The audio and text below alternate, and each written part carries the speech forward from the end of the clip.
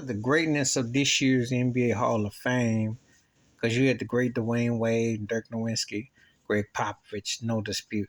Some people question Tony Parker going in, so but he deserves to be in there, But some people question. But next year, hmm, hmm. So a cat posted the candidates for next year, and I looked at the names that are up for the Hall of Fame next year, and unless they pull what they did when they put Shaq in quicker with AI and they put Yao Ming in and they heard and push people in, there's only one name that should be a Hall of Fame for the NBA next year, and that's Vince Carter.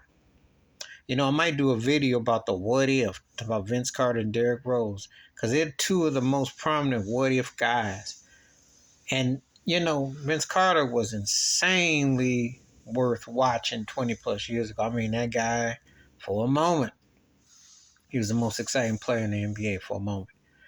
But anyway, the other people on that list for next year, Joakim Noah, who was a hard-working player. I always said like a broke Charles Barkley, just couldn't score and he didn't have the athleticism, but he worked hard. He just didn't have the seasoning. And, when he played with Chicago, he just didn't have the seasoning.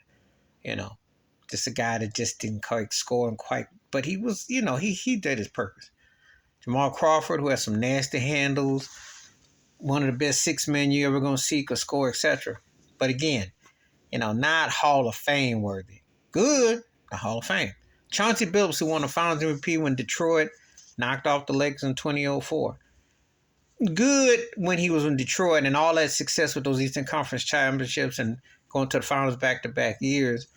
However, squandered a lot of his early career. Got better when Larry Brown was his coach, team with Rip Hamilton in Detroit. One of those guys, had he been more consistent, who knows? So that's another one. And Amar'e Stoudemire is a compelling case because he had a burst for a moment.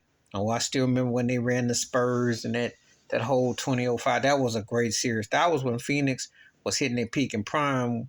Amar'e was moving like a freight train. He was flying. But he just didn't stay consistent. He's one of those guys that when he faded, not a Hall of Famer.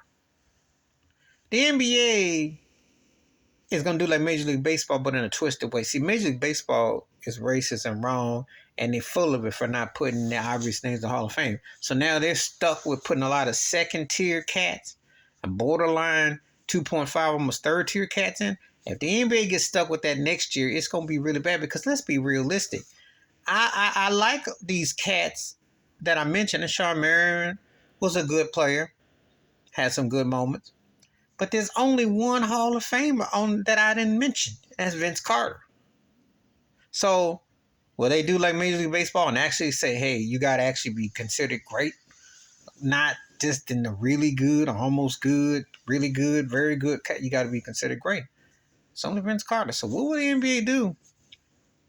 Because, looking at it, Vince Carter is the only name that for me next year is the only one that I see that belongs in the NBA Hall of Fame. And I like the other cats for different reasons, but Vince Carter is the only one that to me merits Hall of Fame. But what you think? Please hit like, subscribe, welcome thoughts, comments, and I do respond. Thank you. Wash your hands, keep your mind clear, watch out for another shitter if you like them out.